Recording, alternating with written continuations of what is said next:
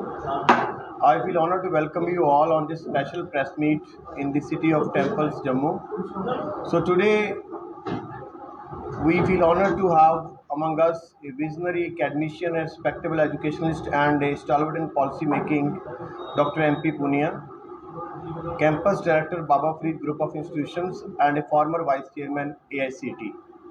Dr. Punia have reshaped the landscape of technical and higher education in India and making it more affordable and aligned with the upcoming needs of the youth and the nation. Dr. Punia has a vast experience of NITTR Chandigarh as a director and former vice chairman of AICT for almost 10 years. So now he is the campus director of Baba Farid Group of Institutions. Baba Farid Group of Institutions having legacy of 30 years. Our worthy chairman, Dr. Gurmeet Singh Dalibal, have already making plans for the people of Jammu Kashmir, students of Jammu Kashmir to uplift and empower them. So today's topic of this press conference is also youth empowerment through technical education, affordable education and employment. So Dr. Punia will be discussing all the topics on this particular topic because he has vast experience from AICT and all the things. So now I hand over the mic to Dr. Punia so to address the press conference. धन्यवाद अमन। सभी पत्रकार साथियों का हार्दिक अभिनंदन, स्वागत और धन्यवाद।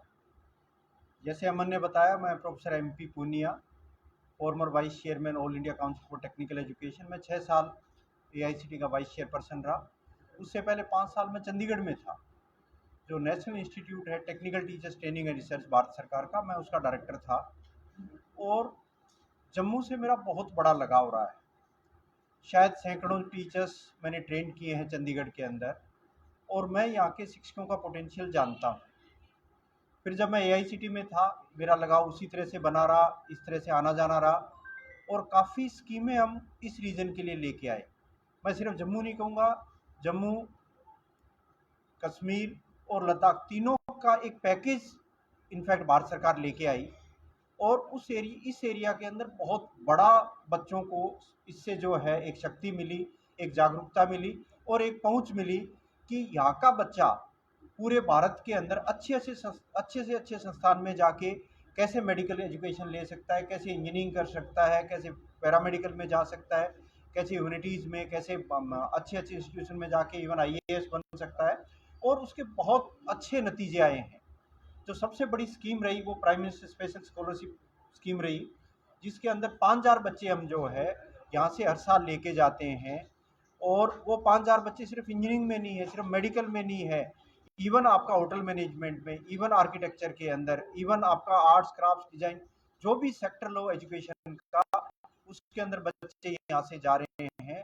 और बहुत बड़ा उनका कंट्रीब्यूशन, इनफैक्ट एजुकेशन वहाँ से लेके इसका जम्मू कश्मीर के डेवलपमेंट में उन बच्चों का बड़ा हाथ है। एक बड़ी विशेषता रही है यहाँ के बच्चों की कि वो बहुत ज़्यादा डिसिप्लिन है।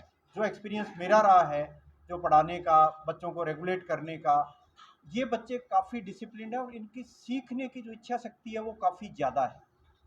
इवन आज भी हम जिस संस्थान में काम कर रहे हैं, बठिंडा एक बड़ा एजुकेशन का हब बनता जा रहा है, जिसमें सेंट्रल यूनिवर्सिटी है, जिसमें एम्स है, जिसमें महाराजा रंजीत सिंह टेक्निकल यूनिवर्सिटी और बाबा फरीद ग्रुप ऑफ इंस्टीट्यूशन, जिसमें करीब 10,000 बच्चे पढ़ रहे हैं। और कोई भी कोर्स का नाम लें अपन, एमबीबीएस के अलावा जो भी कोर्स इस धरती पे अवेलेबल है वो course Baba Farid group of institutions के पास में है। तो आज आप लोगों से मिलने का, आप लोगों के साथ संवाद करने का सबसे बड़ा पर्पज़ ये है कि एजुकेशन के क्षेत्र में जितने आगे काम हो रहे हैं, देश में जितना एजुकेशन सेक्टर को आगे बढ़ाने का काम हो रहा है, क्वालिटी एजुकेशन का काम हो रहा है, बच्चों को एम्पावर करने का काम हो रहा है, उसके अंदर इस क्षेत्र का बच्चा भी, जम्मू क्षेत्र का बच्चा भी पिछड़े नहीं। पिछड़ने का एक कारण ये हो सकता है कि उनके पास सूचनाएं नहीं होती, उनके पास पता नहीं होता। दूसरा ये हो सकता है कि फाइनेंशियल कंडीशंस हर बच्चे की उस तरह की नहीं हो सकती, जैसी आज एजुकेशन जितनी महंगी होती जा रही है। तो जो भारत सरकार की योजनाएं हैं, जिसमें prime minister special scholarship scheme, जिसमें 5000 बच्चे यहाँ से पढ़ने के लिए जाते हैं। दूसरा, लड़कियों के लिए एक प्रगति स्कीम है, जिसमें जम्मू कश्मीर से हमें 200 बच्चियाँ लेनी, और 200 भी नहीं, अगर 200 से ज़्यादा है तब भी हम जो है उनको लेते हैं, उनको 50,000 रुपये साल के देते हैं। बच्चियाँ यहीं पढ़ती है, लेकिन उनका पढ़ाई का खर्चा यहाँ पे मिलता है। 50,000 रुपये अगर सरकारी कॉलेजों में पढ़ रही है तो खर्चा नहीं लगता, तो उसको लैपटॉप भी ले सकती है, अच्छी किताबें भी ले सकती है, अच्छे कंपटीशन की तैयारी भी कर सकती है, और उनसे कोई बिल नहीं मांगते हैं कि आपने किस क्षेत्र में पैसा खर्च किया है। तो पीएमएसएस स्कीम उसी तरह की है, लड़कियों को आगे बढ़ाने की स्कीम इसी तरह की है।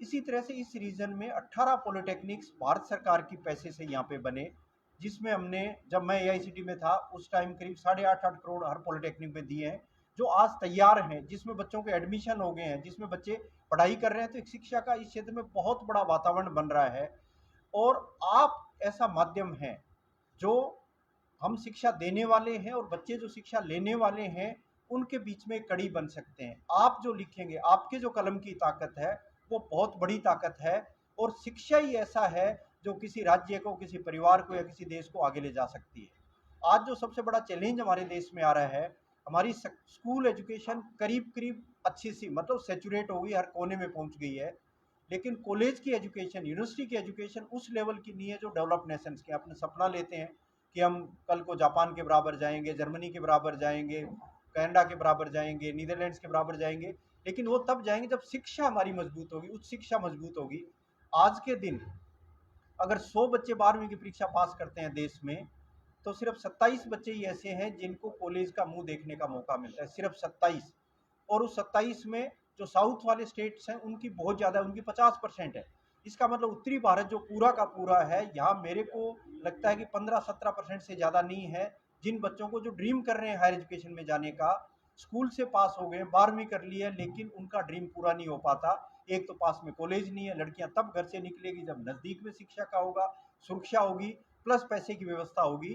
तो अब जितनी पैसे की व्यवस्था देश में हो रही है, मेरे को ये लगता है कि काफ़ी स्कीमें ऐसी जिनका यूटिलाइजेशन ही नहीं होता, और यूटिलाइजेशन इसलिए नहीं होता कि बच्चों को पता भी नहीं होता है कि ऐसी स्कीमें चल रही है। अब बाबा फरीद ग्रुप ऑफ इंस्टीट्यूशन में हमारे कम से कम 20 स्कीमें ऐसी हैं। अगर बच्चा बिल्कुल कमज़ोर है फाइनेंशियली, तो हम पूरी तरह से उसको निःशुल्क पढ़ाते हैं, चाहे वो लड़का है चाहे लड़की है, चाहे वो बीए कर रहा है, चाहे बीकॉम कर रहा है, चाहे बीएससी कर रहा है, चाहे इंजीनियरिंग कर रहा है, पूरी शिक्षा हम फ्री कर रहे हैं। अगर वो बहुत अच्छा स्पोर्ट्स पर्सन है, अच्छा नाम कर रहा है देश में, उन बच्चों को हम अपने साथ जोड़ के जो है उनको हम मदद कर रहे हैं, फाइनेंशियली मदद कर रहे हैं, स्पोर्ट्स में मदद कर रहे हैं, अच्छी अच्छी स्पोर्ट्स की फैसिलिटीज़ वहाँ पे क्रिएट कर रहे हैं। ऐसे बच्चे जिनके पेरेंट्स नहीं रहे, कोरोना के टाइम ऐसा आया था, बच्चों के पेरेंट्स नहीं रहे, उन बच्चों को भी हम आर्थिक मदद देके आगे बढ़ा रहे हैं। एक ही लड़की है अगर परिवार में, एक ही लड़की परिवार के अंदर है, तो उस लड़की को भी इस वजह से हम पीछे नहीं रहने दे रहे कि उसके पास पैसे की व्यवस्था नहीं है। तो आज आप लोगों से आने का, मिलने का पर्पज़ यही है कि जो एक एजुकेशन की एक तरह से देश में आगे जो प्रगति हो रही है, उससे हमारा ये क्षेत्र भी पिछड़े नहीं, ये क्षेत्र भी आगे बढ़े। और ये बच्चा जो अपन तैयार कर रहे हैं, हम ये सोचते हैं कि वो सिर्फ जम्मू कश्मीर के लिए, भारत के लिए नहीं, वो दुनिया के किसी भी कोने में जाए। ऐसे बच्चे तैयार करें जो दुनिया के किसी भी कोने में जाके देश का नाम रोशन करें, अपने संस्कार, हमारी संस्कृति, हमारी शक्ति जो है उसको दुनिया में बताएं, और उसके बदले में अगर डॉलर्स यहाँ पे लेके आते हैं, तो ये क्षेत्र, हमारा देश आगे बढ़ सकता है। मैं आप सब लोगों का फिर से धन्यवाद करता हूँ कि आप लोग आए, अपना समय दिया। और ये जो मैं बात कह रहा हूँ, मैं सिर्फ बाबा फरीद ग्रुप ऑफ इंस्टीट्यूशन के बारे में ही बात नहीं कर रहा हूँ, मैं पूरे देश के बारे में बात कर रहा हूँ। और क्योंकि मैंने तकनीक की शिक्षा को रेगुलेट किया है देश में, मैं चैलेंजेस जानता हूँ, और ये चैलेंजेस पूरे जब होंगे जब हर बच्चे को मौका मिलेगा आगे बढ़ने का। हमारी जो इस तरह की स्कीमें देश की या किसी संस्थानों की आ रही, उनका अगर पता चलेगा, जो फ्रीडम हम बच्चों को दे रहे हैं, राष्ट्रीय शिक्षा नीति आई है, उस राष्ट्रीय शिक्षा नीति से बच्चों को जोड़ रहे हैं, डायरेक्ट इंडस्ट्रीज से जोड़ रहे हैं, उनको अर्न वाई लर्न, इवन पढ़ते पढ़ते ही हम कोशिश करते हैं कि वो अर्न करना शुरू कर दें, अच्छे एंटरप्रेन्योर्स बने, अच्छे इनोवेशन जो है लेके आएँ, जिससे भी क्षेत्र का विकास हो, उनके परिवार का विकास हो। इन्हीं शब्दों के साथ मैं आप सब लोगों का धन्यवाद करता हूँ। ये साहब, मेरा एक सवाल है कि हर साल लाखों की तादाद में लोग जो है पढ़ लिख करके निकलते हैं, और आखिरकार वो इसी तरह से रहते हैं, जॉब मिलती है। क्या कोई प्लेसमेंट का कोई प्रावधान है जॉब प्लेसमेंट का? जो प्लेसमेंट की बात है, जिस तरह की इंस्टीट्यूशन हम चला रहे हैं, हमारे इंस्टीट्यूशन में मेरे पास आज तक ऐसा एक भी बच्चा नहीं दिखा जिसको प्लेसमेंट की वजह से कहीं पे वो बेरोजगार घूम रहा है। अगर वो अपियर ही नहीं हो, उसकी इच्छा ये है कि मेरे को तो आईएएस बनना है, मेरे को यहाँ पे प्लेसमेंट नहीं लेना, उस बच्चे की इच्छा ये है कि मेरे को तो अपनी इंडस्ट्री लगानी है या मेरे परिवार के बिजनेस में आगे जाना है, वो बच्चा नहीं। जो बच्चा एलिजिबल है, जो बच्चा अच्छे मार्क्स लेके आया है उसको जॉब की कोई कमी नहीं। 30 साल से सर आपका ये शूट चल रहा है, दूसरा साल में लिखा हुआ है। नंबर ऑफ बच्चे कितने यहाँ आज तक पढ़े हैं? हमारे यहाँ पे आज के दिन करीब 8,000 बच्चे पढ़ रहे हैं। 7,000 का भी एडमिशन होगा फर्स्ट ईयर में, तो करीब करीब 12,500 बच्चे हमारे पास होंगे। पिछला टाइम ऊपर नीचे रहता रहा, लेकिन ऑन एंड एवरेज 5,000 बच्चे हमारे यहाँ से निकले हैं। तो ये पूरी जर्नी, शुरू वाली जर्नी तो 5,000 से नहीं, छोटी जर्नी शुरू हुई थी, लेकिन कम से कम 2014 के बाद में हर साल 5,000 बच्चों का हमारे यहाँ से निकलना हुआ है। यहाँ से इंस्टीट्यूशन से निकल कर कोई उन्होंने कोई देश के लिए या अपने कोई ऐसी उपलब्धि हासिल किया आपके इंस्टीट्यूशन से? अभी पिछले दिनों ही हमारा एक बच्चा तो पार्लियामेंट के अंदर, यूथ पार्लियामेंट हुई, जिसके अंदर हमारा बच्चा 3rd नंबर पे आया है। हमारे बच्चे स्पोर्ट्स के अंदर बहुत बड़ा नाम किया है, नेशनल लेवल पे हमारे बच्चे गए हैं। अभी एक बच्चा नेपाल को हरा के हमारा जो है मेडल लेके आया है। अगर यूनिवर्सिटी की 60 पोजीशन डिक्लेयर होती है, यूनिवर्सिटी जिनसे हम एफिलेटेड 60 होती है, तो उसमें 40 हमारी होती है। अगर इस तरह की एकेडमिक्स है, इस तरह का मेडल्स लेके आ रहे हैं, तो निश्चित रूप से बहुत बड़ी अचीवमेंट है। हमारे करीब करीब आज तक 18 स्टार्टअप शुरू हो गए हैं। हमने जिन बच्चों को ट्रेन किया उनकी अपनी अपनी जो है कंपनियां हैं, जिसके अंदर जॉब लेने वाले नहीं, वो जॉब दे रहे हैं लोगों। कितने परसेंटेज के बच्चों को दिए जाते हैं? बच्चे अलग अलग कोर्सेज के लिए अलग अलग हैं। आपने लिखा है 60 कोर्सेज, हाँ, अलग अलग कोर्सेज में आपने जिसमें कोई डिफरेंट कोर्स को इंजीनियरिंग यूनिवर्सिटी की एलिजिबिलिटी क्राइटेरिया होता है। यूनिवर्सिटी और एआईसीटी की जो है हाँ, जो अपनी अपनी एलिजिबिलिटी है। Criteria that is applicable. हाँ, देश के लिए जो जो शिक्षा हाँ। के मापदंड है एंट्री के क्योंकि ऊपर, वही एंट्रेंस हमारे टेस्ट्स भी होते हैं सारी जगह पे, तो फिर